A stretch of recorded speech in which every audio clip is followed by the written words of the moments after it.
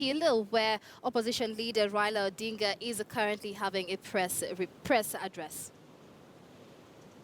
There's some which have come from China, some will come from Nigeria, some will come from Burundi, and so on. There must be one central command. And that central command must have the powers to discipline the troops who are serving. If each every troop is going to be, group are going to be autonomous in the operations, then it cannot be a joint operation. If it's a joint, then there must be some center of command. And this is the reason they did not discipline the entire Kenyan brigade. Only an officer who they said bore the responsibility. And he's saying that if you think that that officer was unfairly targeted, then there are avenues of raising those issues without causing this kind of diplomatic row, the hula baloo over this, and then withdrawing the entire troop from South Sudan because one officer was disciplined. We think this is very unfair and unreasonable. Just a quick follow-up. You mentioned that Deputy President Uhuru went for the Uhuru conference. He was not brought up to speed with the inquiry going on. Was this fair on the Kenyan government? That we are being told. That we are being told. We are not certain. But if that was the case, is it a fair thing? No, I'm just saying that I cannot confirm if you are not told this. But what I'm trying to tell you is that the manner in which Kenya has acted is irresponsible. Because you see, you have just been told a Kenyan officer has been fired. Because of this, I, as the Commander-in-Chief, am taking a decision to withdraw the entire Kenyan contingent from South Sudan. When South Sudan is still on fire, when people are still dying in South Sudan, and the Kenyan troops were taken to South Sudan in the first place to try to help bring peace in South Sudan. And that peace is not there.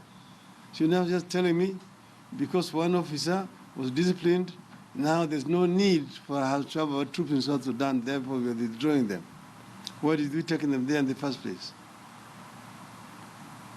So we're just whispering here. Could it be that Kenya is already too tired of South Sudan? We have negotiated, we've been involved, Kalonzo Musyoka has been involved, Semboyo has been involved, all these people have been involved in the peace of South Sudan. And yet they look like all the time they degenerate back to the civil strife.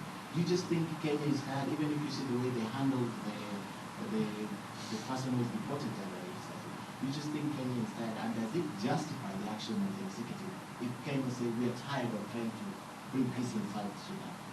You see, these things must be discussed properly. Kenya has got institutions that are working. We have a parliament. If the government is tired, the best way to test this is to, if the government feels the Kenyans are tired, the barometer is parliament. They bring the matter to parliament and say that we send the troops to Sudan, we now want to withdraw them, and this is the reason why. First, before you even send the troops to South Sudan, you should have taken a motion to parliament and sought parliamentary approval. That is what the Constitution requires. At Article 240, 8A, it says that the National Security Council shall, with approval of Parliament, deploy Kenyan troops to regional peacekeeping. That was not done in the first place. Then the second one, if you now want to withdraw them, you need to seek the same parliamentary approval. Go on to plan to Parliament. First, members need to be given the reason why we are taking them to Sudan, and then why we are withdrawing them. So that is where Kenyans debate. Kenyans debate through their representatives, elected, and these are members of Parliament. And this has not happened.